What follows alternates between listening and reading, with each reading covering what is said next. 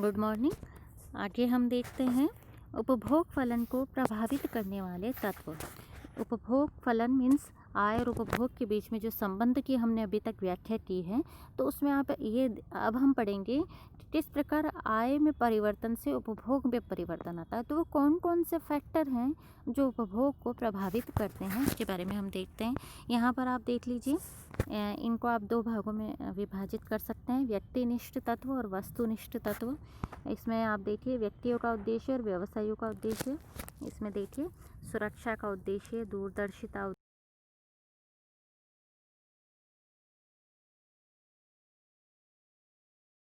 प्रभावित करने वाले तत्व या व्यक्तिनिष्ठ तत्व। उपभोग फलन को प्रभावित करने वाले व्यक्तिनिष्ठ तत्वों को मनोवैज्ञानिक तत्व भी कहा जाता है, क्योंकि यह तत्व मानव प्रवृत्ति के मनोवैज्ञानिक विशिष्टताओं, मानवीय व्यवहार, सामाजिक रीति रिवाजों, आदतों तथा व्यावसायिक संस्थाओं और सरकारों के व्यवहारों से प्रभावित होते हैं। टिन्स के अनुसार अल्पकाल में इनमें तब तक कोई महत्वपूर्ण परिवर्तन होने की संभावना नहीं होती जब तक कि कोई असामान्य क्रांतिकारी परिस्थितियां उत्पन्न न हो जाए। अतः अल्पकाल में उपभोग फलन रेखा का ढलान पर्याप्त स्थिर रहता है। टिन्स के अनुसार सामान्यतः 8 उद्देश्य व्यक्ति को अपनी आय में से व्यय करने को रोकते हैं तथा बचत की प्रेरणा देते हैं। कौन से उद्देश्य हैं? पहला है सुरक्षा का उद्देश्य, जो व्यक्ति को अदृश्य आकस्मिक व्यय हेतु बचत की प्रेरणा देते हैं। दूसरा है दूरदर्शिता का उद्देश्य, जो भावी बीमारी, वृद्धावस्था आदि के लिए बचत की प्रेरणा देते हैं। आगे है आपकी गणना का उद्देश्य, जो भविष्य में ब्याज और आय वृद्धि के लिए बचत बढ़ाने की सोचते हैं। चौथा है सुधार का उद्देश्य, जो भावी जीवन में सुधार और बढ़ते व्यय का आनंद उठाने के लिए बचत की प्रेरणा देते हैं। ये पॉइंट्स क्या बता रहे हैं? ये पॉइंट्स बता रहे हैं कि ऐसे कौन से फैक्टर्स हैं जो बचत बढ़ाने के लिए आपको मोटिवेट करते हैं और वर्तमान में उपभोग को कम करने के लिए आपको बढ़ाते हैं। तो ये फैक्टर। आगे है स्वाधीनता का उद्देश्य, जो भावी जीवन में स्वतंत्रता तथा दूसरों पर निर्भर न रहने के उद्देश्य से बचत करते हैं। आगे है उद्यम का उद्देश्य, जो व्यक्ति को अपनी भावी व्यावसायिक गतिविधियों के सफल संचालन और व्यापारिक शक्ति प्राप्त करने के लिए बचत की प्रेरणा देते हैं। आगे है गर्व का उद्देश्य, जो व्यक्ति को अपने उत्तराधिकारियों के लिए संपत्ति छोड़कर मरने की इच्छा का गर्व बचत की प्रेरणा देते हैं। कृपणता का उद्देश्य व्यक्ति को कंजूसी की अपनी सहज प्रवृत्ति को संतुष्ट करने की दृष्टि से स्वतः बचत की प्रेरणा देता है। टिन्स के अनुसार व्यावसायिक संस्थाएं तथा सरकारें भी 4 उद्देश्यों के लिए अपनी आय को व्यय करने के बजाय पूंजी संचय को प्रेरित होते हैं। उद्यम का उद्देश्य, ठीक है, उद्यम का उद्देश्य क्या है? ये व्यावसायिक कंपनियों और सरकारों को बड़े बड़े व्यावसायिक कार्य करने और उनका विस्तार हेतु धन बचाने को प्रेरित करते हैं। तरलता का उद्देश्य, यह उद्देश्य फर्में और सरकारों को अपने कार्यों के लिए अधिक तरल साधनों और संपत्तियों के निर्माण हेतु बचत की इच्छा जगाता है। सुधार का उद्देश्य, यह उद्देश्य व्यवसाय में कार्यकुशलता वृद्धि तथा आय वृद्धि हेतु धन बचत करने की इच्छा बढ़ाता है। वित्तीय बुद्धिमत्ता का उद्देश्य, यह उद्देश्य व्यवसाय तथा सरकारी कामकाज में वित्तीय दूरदर्शिता उत्पन्न करके बचत और धन संग्रह की प्रेरणा देता है। अल्पकाल में व्यक्तिनिष्ठ मनोवैज्ञानिक तत्वों में प्राय स्थिरता रहने के कारण यह उपभोग फलन अथवा उपभोग प्रवृत्ति को स्थिर रखते हैं। आगे हम देखते हैं बी पॉइंट में उपभोग फलन को प्रभावित करने वाले वस्तुनिष्ठ तत्व। वस्तुनिष्ठ तत्वों में, चूँकि वो व्यक्तिनिष्ठ है, व्यक्तियों की मनोवैज्ञानिक गतिविधियों पर आधारित हैं। वस्तुनिष्ठ तत्व अर्थव्यवस्था के बाहरी तत्व होते हैं जो तेजी से बदलते रहते हैं और उनमें होने वाले तीव्र परिवर्तनों से उपभोग प्रवृत्ति में भी महत्वपूर्ण बदलाव या विचलन की संभावना बनी रहती है। टिन्स ने उपभोग प्रवृत्ति को प्रभावित करने वाले 5 तत्वों का उल्लेख किया है। वहाँ टिन्स के बाद के अर्थशास्त्रियों ने उपभोग फलन को प्रभावित करने वाले कई अन्य वस्तुनिष्ठ तत्वों का समावेश किया है। पहला है अप्रत्याशित लाभ या हानियाँ, विंडफॉल गेन्स या और लॉसेस। व्यापारिक तेजी के समय प्राप्त अप्रत्याशित लाभ प्राप्त होने पर उपभोग प्रवृत्ति बढ़ जाती है और उपभोग फलन वक्र ऊपर की ओर खिसक जाता है, जबकि मंदी के समय अप्रत्याशित हानियों के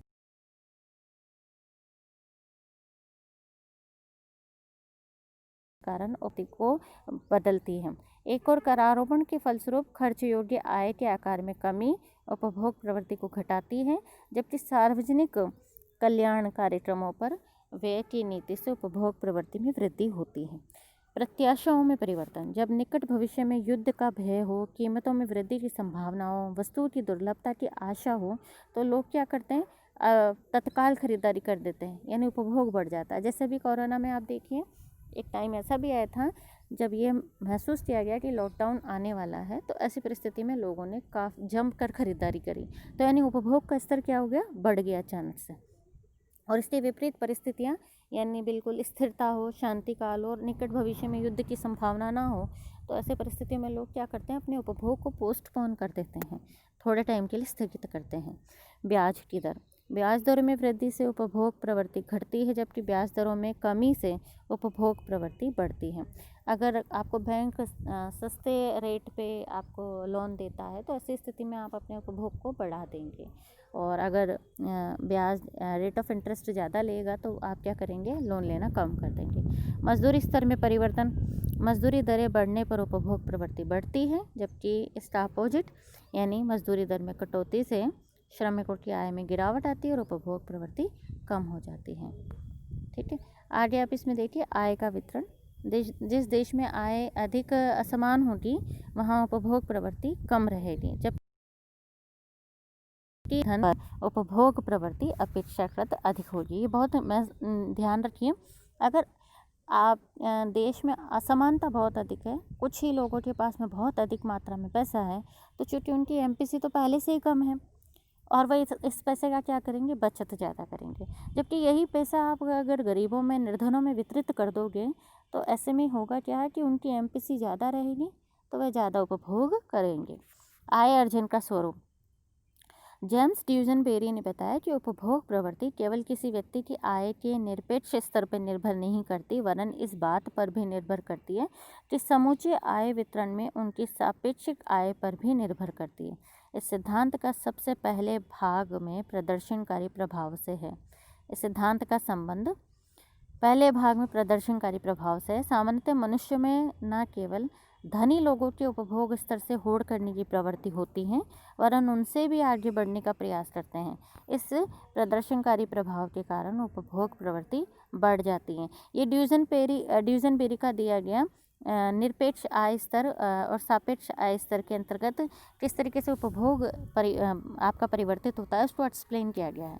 इसके अतिरिक्त ड्यूजनबेरी सिद्धांत का दूसरा भाग ये बताता है कि उपभोग स्तर केवल वर्तमान आय से ही प्रभावित नहीं होता, वरन पिछली उच्चतम आय की परिकल्पना पर भी निर्भर करता है, यानी पास्ट पीक इनकम हाइपोथेसिस पर निर्भर करता है। कोई समाज किसी विशिष्ट आय स्तर पर जिस जीवन स्तर पर जीने का आदी हो जाता है, मंदी तथा आय स्तर में गिरावट होने पर भी वह उपभोग के नीचे स्तर पर नहीं पहुंचना चाहता है। यानी अगर मान लीजिए आपने बहुत अच्छी ज़िंदगी जी है, मैंने पास टाइम में बहुत अच्छे परिवार से और बहुत अच्छी क्वालिटी लाइफ आपने जी है, और अगर मान लीजिए कुछ ऐसी परिस्थितियाँ आ जाती है, आपके इनकम के सोर्स कम हो जाते हैं, फैमिली में कुछ ऐसी प्रॉब्लम आ जाती है कि इनकम आपकी कम हो जाती है, तो आप अपने जो पास्ट में आपने जिस तरीके की लाइफ स्टाइल जी है, आप उससे नीचे नहीं आएंगे, आप उतना तो मेंटेन करने की कोशिश करेंगे। आप इसका एक अच्छा उदाहरण एक्टर वगैरह इनमें देख सकते हैं।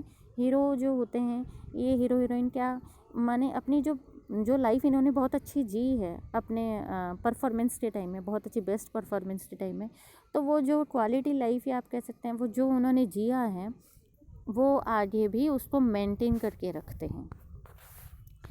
ठीक है, तो यहाँ आप देख सकते हैं परिणाम स्वरूप आप देखिए अल्पकाल में उपभोग प्रवृत्ति में स्थिरता बनी रहती है, किंतु दीर्घकाल में उपभोग प्रवृत्ति ऊपर नीचे हो सकती है। प्रोफेसर मिल्टन फ्रीडमैन के अनुसार उपभोग मुख्य रूप से स्थायी आय पर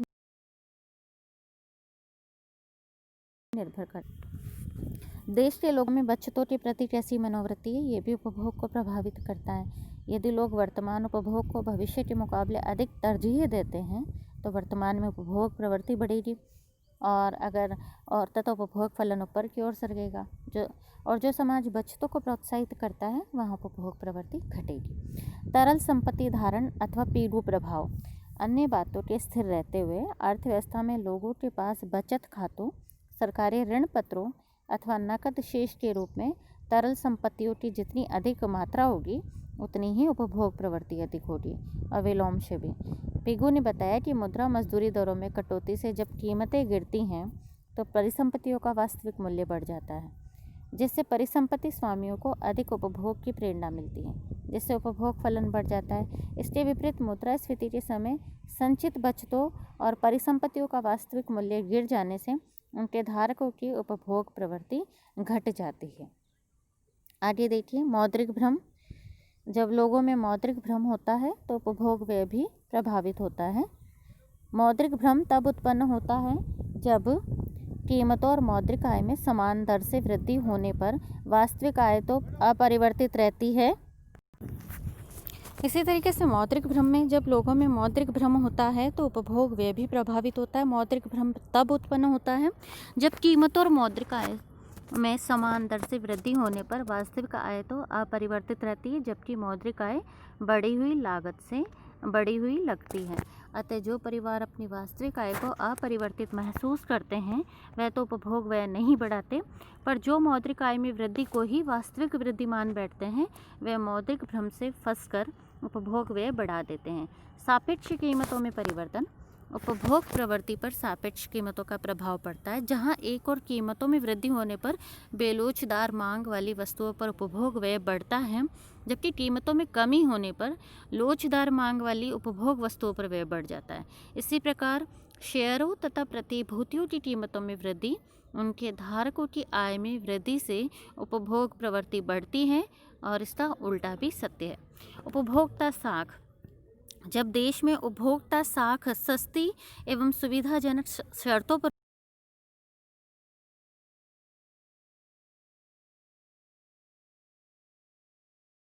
उपलब्ध होते नीतियों का भी इस पर प्रभाव पड़ता है। यदि निगम आय एवं लाभों का वितरण रोकते हैं तो लाभ में हस्तांतरण कर देते हैं तो अंशधारियों की आय में गिरावट उपभोग प्रवृत्ति को कम करेगी, जबकि लाभांशों का वितरण तथा आय को रोकने की नीति न होने पर अंशधारियों की आय में वृद्धि उपभोग को बढ़ा देगी। और भी बहुत सारे तत्व कौन से हैं? जनसंख्या का आकार, रचना, वृद्धि दर भी उपभोग प्रवृत्ति को बढ़ाती है। ये जितना ज़्यादा होंगे उपभोग प्रवृत्ति आपकी बढ़ेगी। संपत्ति का स्वरूप एवं मात्रा भी उपभोग प्रवृत्ति को बढ़ाते हैं। जब लोगों के पास में तरल संपत्ति ज़्यादा होंगी तो वे ज़्यादा उपभोग करेंगे। अचल संपत्ति ज़्यादा होने पर वह उपभोग उनका स्तर कम हो जाएगा। आगे है विज्ञापन। जिन जिन वस्तुओं के उपभोग के लिए जितना अधिक विज्ञापन किया जाता है उतना ही उपभोग बढ़ने की संभावना ज़्यादा होती है। विज्ञापन के अभाव में उपभोग व्यय को प्रोत्साहन नहीं मिल पाता है। उपभोग प्रवृत्ति बढ़ाने के उपाय अब हम देखते हैं। उपभोग प्रवृत्ति को बढ़ाने के उपाय। उपभोग अल्पकाल में प्राय उपभोग प्रवृत्ति स्थिर रहती है, अतः किन्स ने मंदी काल में आय, उत्पादन तथा रोजगार बढ़ाने के लिए निवेशों में वृद्धि के साथ साथ उपभोग प्रवृत्ति को बढ़ाने पर जोर दिया है। निवेश तथा उपभोग किन्स के प्रभावपूर्ण मांग के महत्वपूर्ण घटक है। तो उपभोग प्रवृत्ति बढ़ाने के लिए उन्होंने जो उपाय बताए हुए हैं, मजदूरी दरों में वृद्धि की जाए, सामाजिक सुरक्षा उपाय बढ़ाया जाए, आय का गरीबों के हित में पुनर्वितरण किया जाए, ऋण सुविधाओं का विस्तार किया जाना चाहिए, विज्ञापन ज़्यादा से ज़्यादा करिए ताकि उपभोग बढ़ेगा, लोग देखें। नगरीकरण जितना ज़्यादा होगा उपभोक्तावादी व्यवस्था उतनी ज़्यादा होगी। परिवहन साधनों का विकास से जहाँ एक और वस्तुओं को उपभोक्ता बाज़ारों में पहुँचाने में सुविधा मिलती है, वहीं दूसरी ओर लागतें घटने से वस्तुएं सस्ती होती है, इनसे उपभोग बढ़ता है। आज के लिए आपका ये जो उपभोग का हमारा टॉपिक है वह कंप्लीट हुआ है। आज का जो आपका असाइनमेंट है आप ये देखिए, आपका इसको मिलान करना है। निरपेक्ष आय परिकल्पना किसने दी है? क्या ये जेम्स किन्स के द्वारा दी गई है? इस आगे ये जो दिए गए हैं इकोनॉमिस्ट के नाम हैं, आपको मैच करना है कि ये हाइपोथेसिस किसके द्वारा दी गई है और उसके अगेंस्ट में जो इकोनॉमिस्ट के नाम दिए हैं क्या वो सही हैं, और अगर सही नहीं है तो इसका सही रूप क्या है, कि आपको बताना है कि निरपेक्ष आय परिकल्पना अगर किन्स ने नहीं दी है तो इन तीन में से, किन्स के अलावा इन तीन में से किसने दी है। इसी प्रकार से सापेक्ष आय परिकल्पना, स्थायी आय परिकल्पना और धन आय परिकल्पना, ये चारों आपको इसको बताना है। आज के लिए इतना ही, धन्यवाद।